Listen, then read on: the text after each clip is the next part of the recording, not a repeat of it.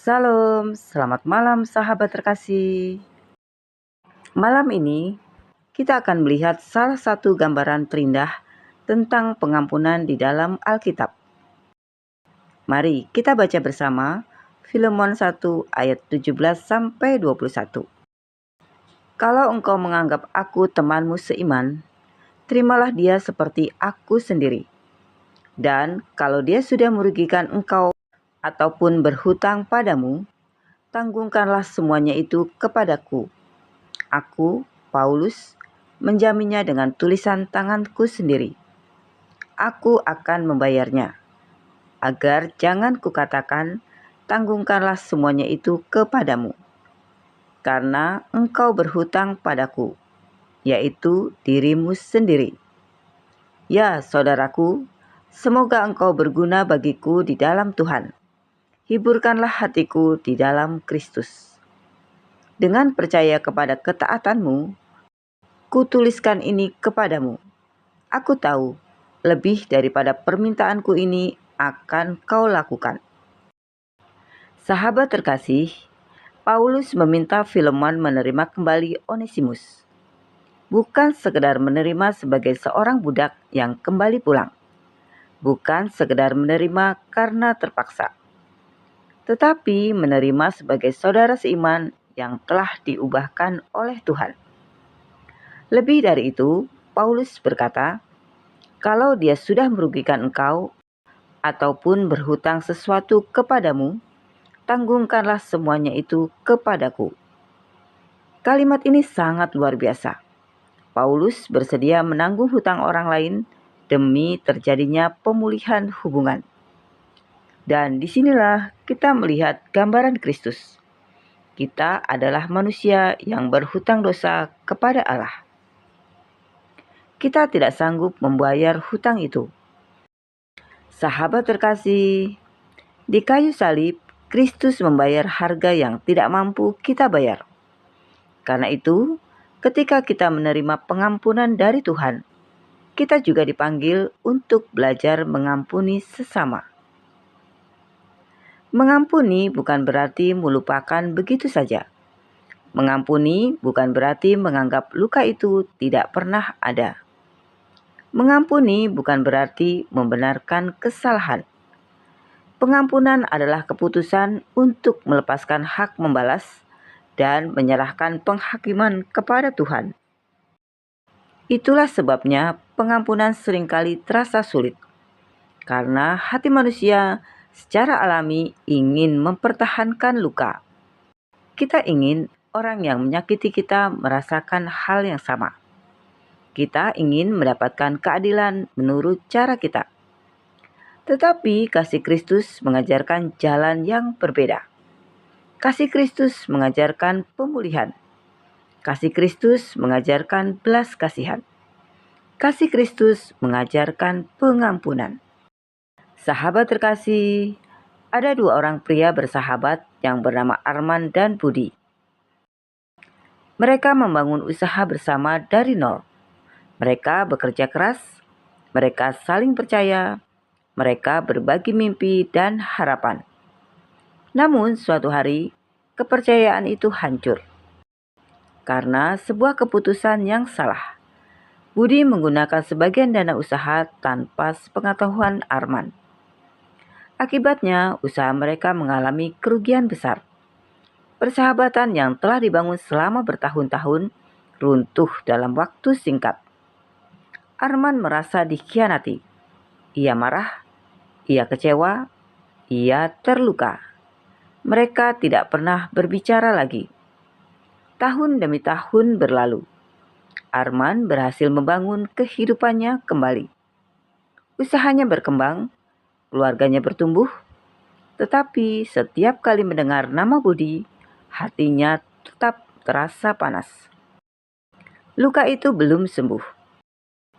Suatu malam, dalam sebuah ibadah, pendeta membahas tentang pengampunan.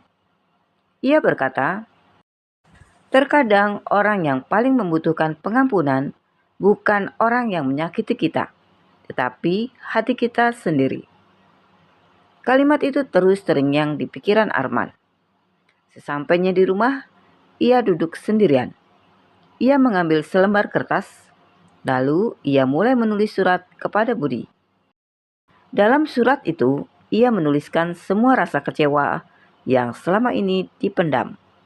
Semua kemarahan, semua luka, semua air mata yang tidak pernah ia ungkapkan. Setelah selesai menulis, ia membaca kembali surat itu. Untuk pertama kalinya setelah bertahun-tahun, ia menyadari betapa berat beban yang selama ini ia bawa. Malam itu ia berdoa. Ia meminta Tuhan menolongnya mengampuni. Bukan karena Budi pantas mendapatkannya, tetapi karena Kristus telah lebih dahulu mengampuni dirinya. Hari demi hari berlalu. Hatinya mulai berubah. Kemarahannya mulai berkurang. Kepahitannya mulai mencair. Beberapa bulan kemudian, Arman mendengar kabar bahwa Budi sedang mengalami kesulitan hidup. Tanpa banyak berpikir, ia menghubunginya. Pertemuan itu terasa canggung. Keduanya diam beberapa saat. Lalu Arman berkata, "Aku tidak bisa mengubah masa lalu, tapi aku tidak mau tetap hidup dalam luka yang sama." Mata Budi langsung berkaca-kaca. Ternyata selama bertahun-tahun, ia juga hidup dalam penyesalan. Ia mengakui kesalahannya, ia meminta maaf, dan hari itu, dua sahabat yang terpisah selama bertahun-tahun akhirnya berdamai. Menariknya, surat yang pernah ditulis Arman tidak pernah dikirim. Tetapi proses menulis surat itu menjadi awal kesembuhan hatinya. Sahabat terkasih, seringkali kita berpikir bahwa dengan tidak mengampuni, kita sedang menghukum orang lain. Padahal yang paling menderita justru diri kita sendiri. Kepahitan menguras energi. Kemarahan mencuri damai sejahtera. Dendam mengikat hati. Tetapi pengampunan membawa kebebasan. Bukan hanya bagi orang yang diampuni, tetapi juga bagi orang yang mengampuni. Itulah yang ingin dicapai Paulus ketika menulis surat kepada Filemon. Ia tidak hanya ingin menyelamatkan Onesimus. Ia juga ingin membebaskan hati Filemon dari kemungkinan kepahitan.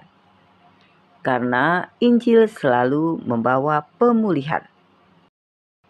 Sahabat terkasih, ketika Kristus mengampuni kita, Dia juga memberi kemampuan untuk mengampuni orang lain. Dan seringkali mukjizat terbesar bukanlah berubahnya orang lain, melainkan berubahnya hati kita sendiri. Sahabat terkasih, mari kita berdoa bersama.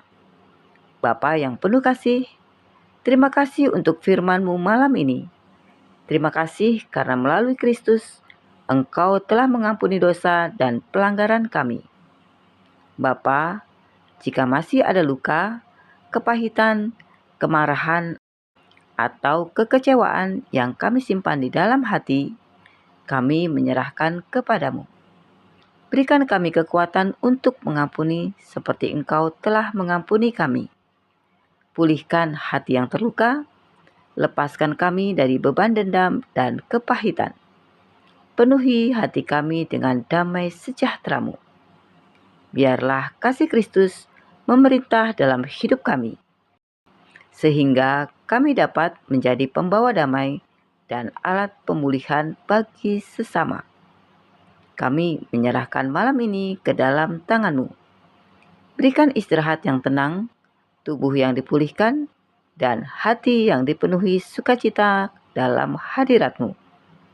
Di dalam nama Tuhan Yesus Kristus, kami berdoa dan mengucap syukur. Amin. Sahabat terkasih, pengampunan bukanlah tanda kelemahan, melainkan bukti bahwa kasih Kristus sedang bekerja di dalam hati kita. Ketika kita menyerahkan luka kepada Tuhan, Dia sanggup mengubah kepahitan menjadi damai sejahtera dan mengubah beban hati menjadi kebebasan yang sejati. Sampai jumpa di renungan malam berikutnya. Selamat beristirahat. Tuhan Yesus memberkati.